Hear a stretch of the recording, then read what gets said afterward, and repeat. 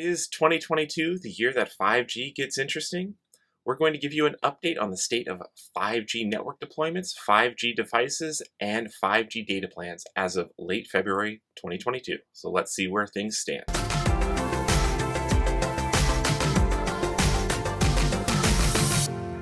Hi, I'm Chris with the Mobile Internet Resource Center, here to give you an update on the state of 5G cellular, fifth generation cellular, supposedly the next big thing over 4G LTE. And well, behind the scenes, there is a lot of new technology and a lot of raw tech advancements as the 4G radios evolve to be 5G new generation radios. But the actual rollout is a slow, gradual process. So even though all the carriers have been trumpeting their 5G networks for up to 2 years or even longer now, this is the year 2022 when things are actually going to start getting interesting for a bigger and broader audience and more devices. So we're kind of hitting that inflection point in the transition to 5G, but not necessarily for all carriers. Some are moving a lot faster into the 5G future than others. So let's dive into checking in on the status of the carriers and starting with T-Mobile. Surprisingly, T-Mobile is the 5G leader. They invested early on in 600 megahertz spectrum, the long range band 71. When they bought that to expand their LTE network to have bigger, broader nationwide coverage, they actually set aside a lot of it years ago to be ready for 5G, kind of unused and ready and waiting. And that let T-Mobile jump ahead early to having 5G nationwide coverage. They're now saying over 300 million people. The bulk of the US population is now in an area that has 5G long-range coverage from T-Mobile. So they are way ahead in their 5G coverage map.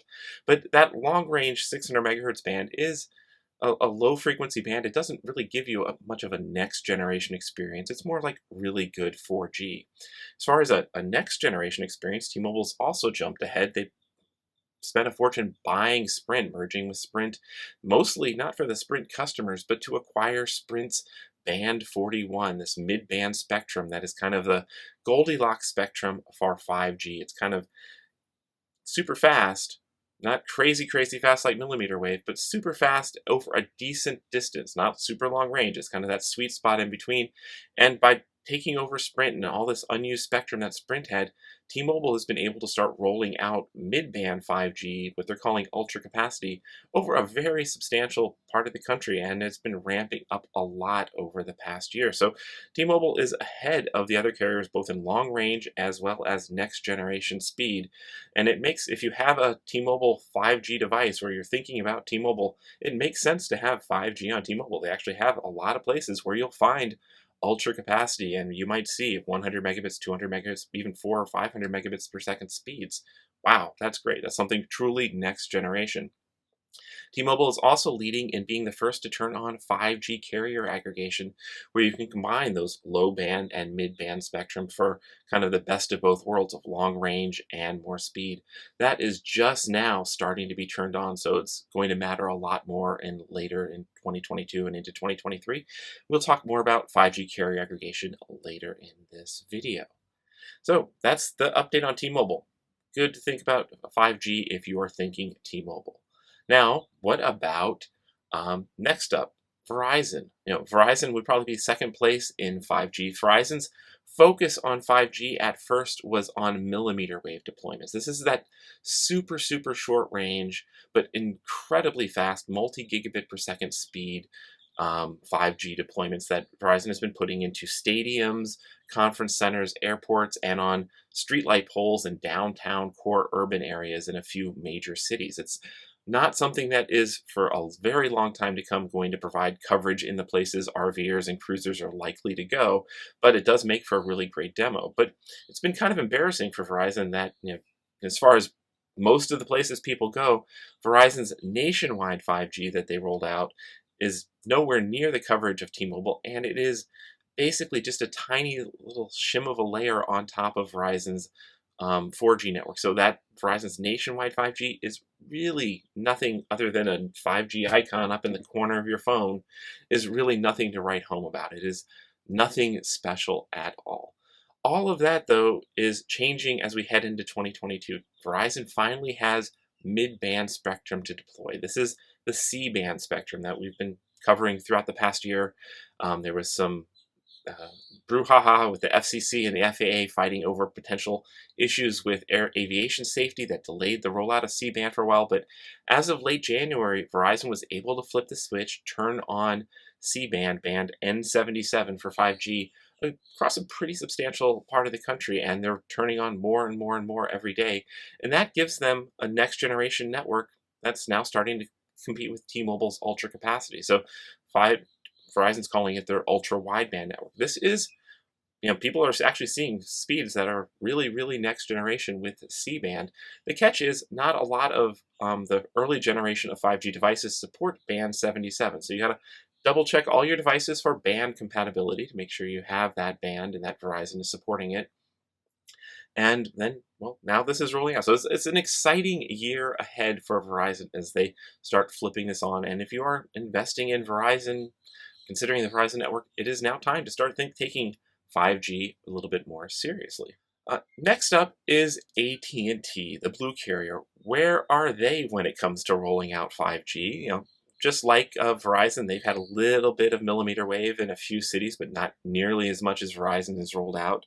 And like Verizon, they've done a nationwide layer just to have 5G show up in the corner of phones. But AT&T's is in some cases even worse performing than their 4G network. So AT&T's almost got a reputation of turn off 5G, you might get better performance going to 4G, because their nationwide 5G layer is just a teeny tiny little channel set aside. So you get the excuse of thinking you have 5G. So where is AT&T's real broad next generation network? Still coming soon. Now, AT&T did buy a lot of C-band spectrum, and when it became legal in January, they turned it on, just like Verizon, but they only turned it on in tiny parts of less than 8, 9 cities. It's barely been detected anywhere in the country. And so why is this? Why is AT&T sitting still, not deploying all the C-band they spent money on? There's 2 reasons. One, a lot of the C-band that AT&T acquired is actually not going to be available for deployment until 2023, even late 2023. So some of that spectrum is just waiting in the wings. It's not ready for being turned on. The current tenants haven't moved out yet. And well, AT&T, there's another FCC auction that just concluded in this past January of another section of C-band spectrum, a lower section of C-band spectrum that some analysts have started dubbing the Andromeda spectrum.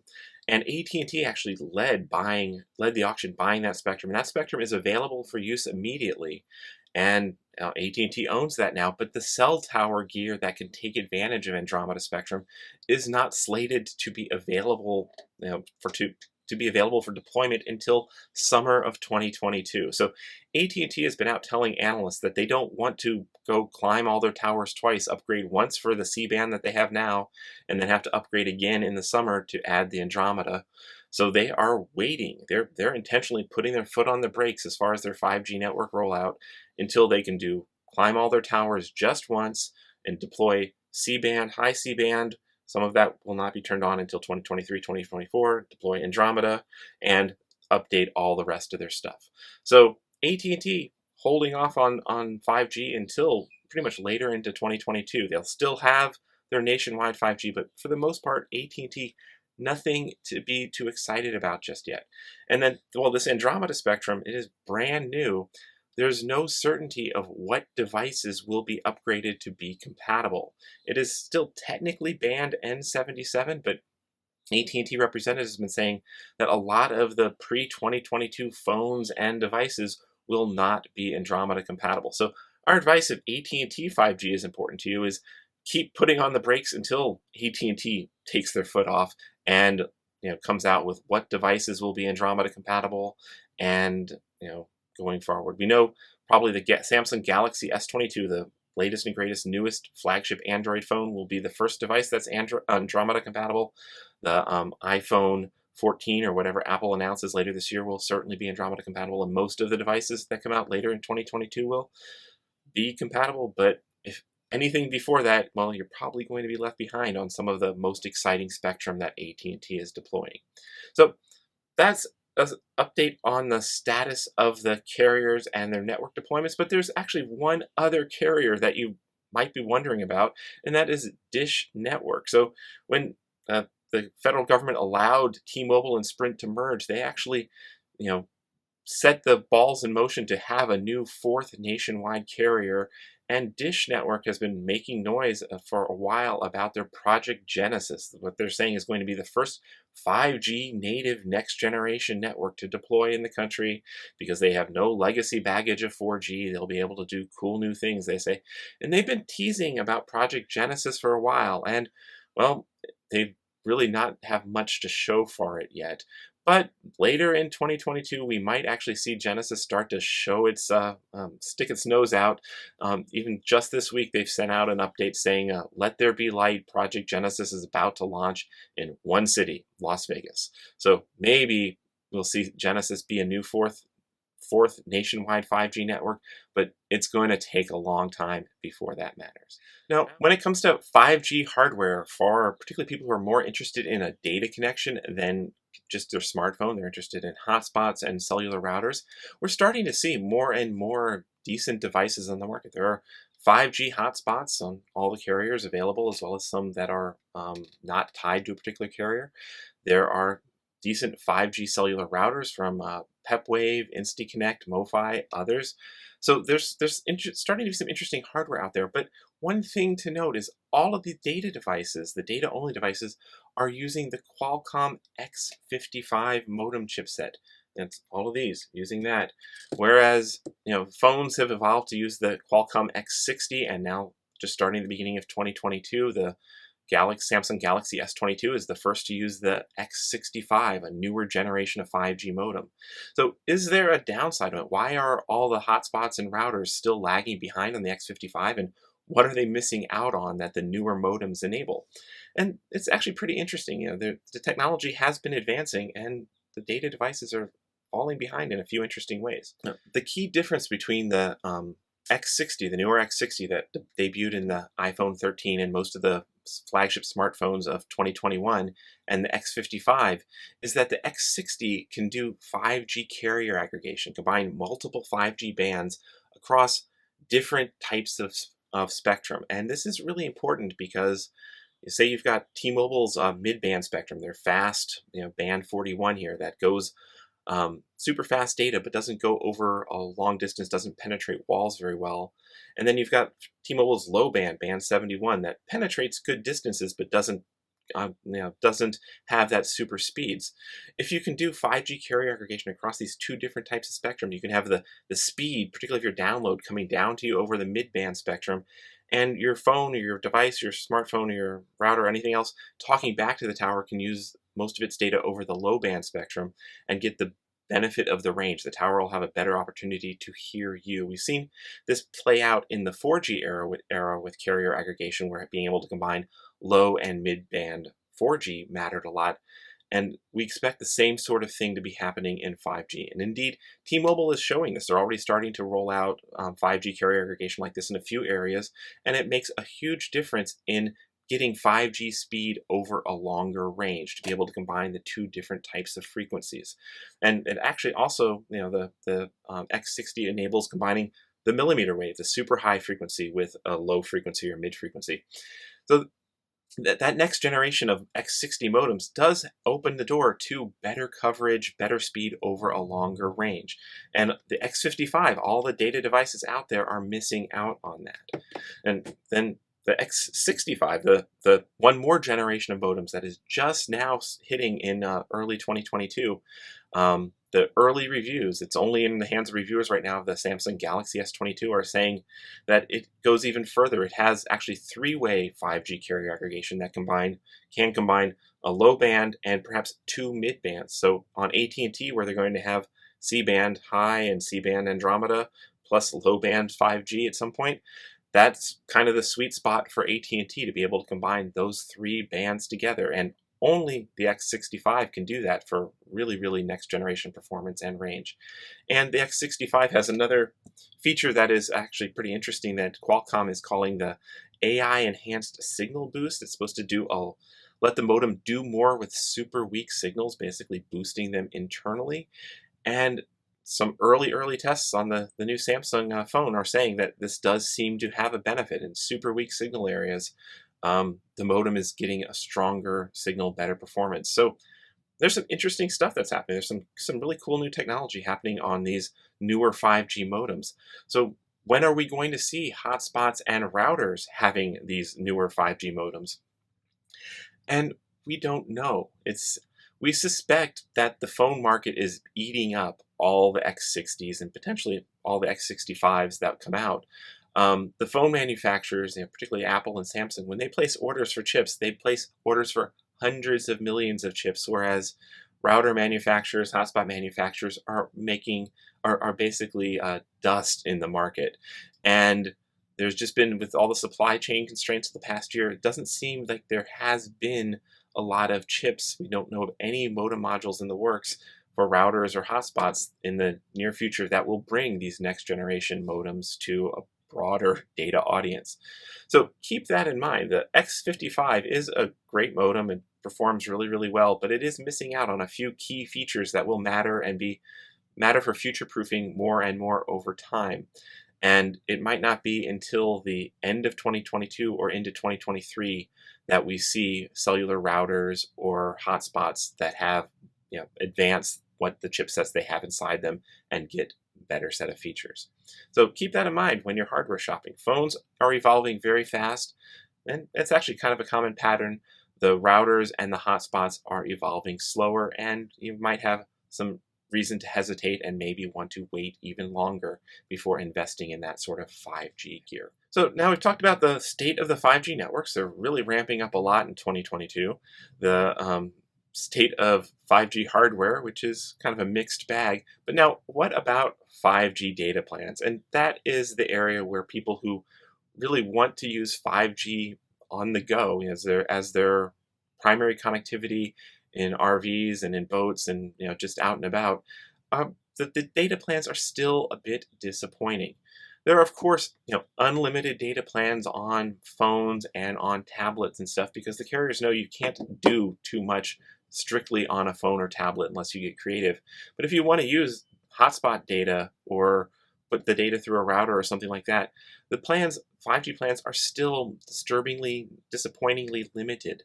And that is because, well, we're still in the early days of pushing out 5G, and the way that so many of the carriers, their nationwide 5G is really no better than 4G. They just don't have the capacity to turn on bigger, broader, better data plans. Now, some of them are kind of taking a two-tier approach where they're ultra capacity or ultra wideband, or AT&T calls it the 5G plus network.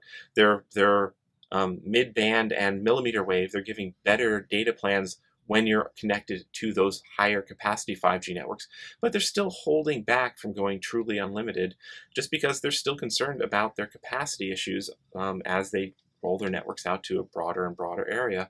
So things have been complicated with data plans. A lot of legacy data plans aren't even being given full access to 5G networks. If you get newer 5G specific data plans, they might have different tiers depending on whether you're on the 5G plus or 5G nationwide type networks, or rolling back to legacy 4G. So the data plans are complicated. Now, one thing we are seeing though is in the places where the carriers know they have a lot of capacity, they know they've put their 5G networks out, they have the capacity, because 5G exists primarily for more capacity. The speed is just a bonus. The places where the carriers have more 5G capacity, they're starting to roll out 5G residential home internet plans and devices.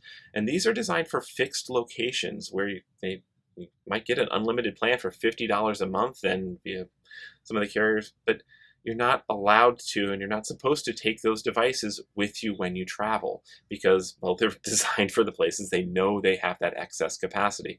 And the carriers have the right and the ability to detect when those plans and devices move and shut them down. There's mixed reports of enforcement right now, so we'll have to see how that goes if you take these kind of 5G residential plans and try to take them on the go with you.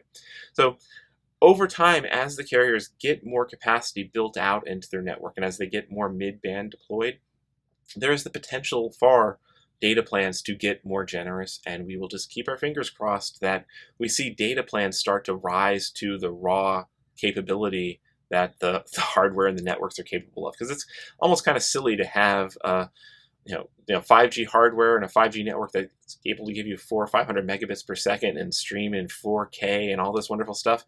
If blow through your data plan super quick, if you actually try to use it, and the networks are still throttling you down to 480 or 720p. So that's the state of data plans. Now, before we wrap this up, we have a lot of people asking us, well, hey, do I need to go 5G now? Is the 4G network's going to start shutting down? And I want to reassure you that you've got a long time before that is a worry. We are hearing, right now the carriers are in the middle of flipping the switches and turning off their 3G networks. AT&T is right now in the process of finally dismantling their 3G network, and all the rest of the carriers will be doing the same thing in 2022. But 3G and 4G were never really designed to coexist. They were kind of separate networks, whereas 4G, from the beginning, it was tagged 4G LTE, standing for long-term evolution. The plan for how 4G evolves to 5G and then to 6G in another decade has been in there, baked in from the start, and 4G and 5G are designed to coexist and interoperate, and there is no reason for the carriers to shut down their 4G networks for potentially any time, or if not for any time, for a decade plus to come. Though the 5G and 4G have a technology called dynamic spectrum sharing, where the carriers can actually layer 4G and 5G right on top of each other on the same frequency bands and adjust the ratios of how they're being used dynamically. So we will expect to see more and more resources devoted to 5G, more and more spectrum devoted to 5G, and the years ahead. But 4G will still be there. We'll still get good coverage, but pretty much the same coverage as before. The performance actually on 4G in the short term might improve somewhat as more and more of the most demanding users switch over to 5G, and some 4G capacity and congestion issues get alleviated. So don't really stress about your 4G devices going away. And we have also had some people worry about, well, hey, if I get a 5G device, does that mean I can't connect to 4G anymore? And also, don't worry about that. Every 5G device is an absolutely excellent top-of-the-line 4G device, and that's, in some places, might make sense to, even if you don't have 5G coverage, you might see a substantial benefit upgrading to a 5G phone or hotspot from an older 4G device, just because the 4G radio in the newer devices is a big jump up from the older devices if you're a couple of years out of date. So don't worry so much about the 4G, 5G transition. That's still a long, long way away. Now, wrapping things up. This was just actually, really, believe it or not, a brief look at the state of 5G as of early 2022.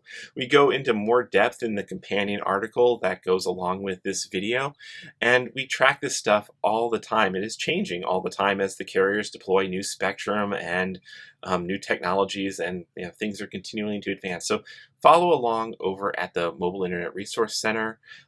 We do even go in further depth with our members, and you can ask questions. If you have particular questions about how technology is evolving, our members can ask us in our regular webinars and such.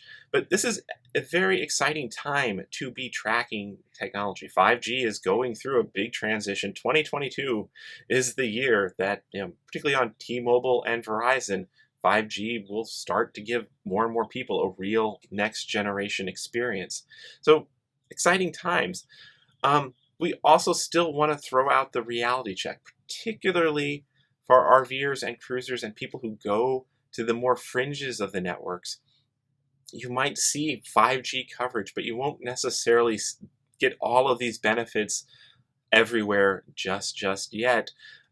That's kind of the fringes of the networks are the last places that will benefit from some of these upgrades rolling out. So it's nice to know that it's coming. It's nice to see, it's nice to be able to go into a town and download an entire movie in 30 seconds sometimes. But 5G, it's a long process. The network will be continuing to evolve over the entire decade ahead of us as technology continues to get better, faster, cheaper, more widespread. So do not feel pressured to rush out and have to jump on the 5G train anytime soon.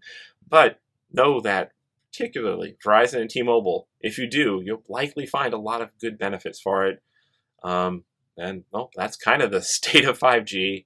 And well, keep connected out there. These videos are brought to you by our premium members, our mobile internet aficionados. They make it possible for us to track this news and create these videos. If you like this video, please give it a thumbs up, leave a comment, subscribe to our channel, or better yet, consider becoming a member yourself.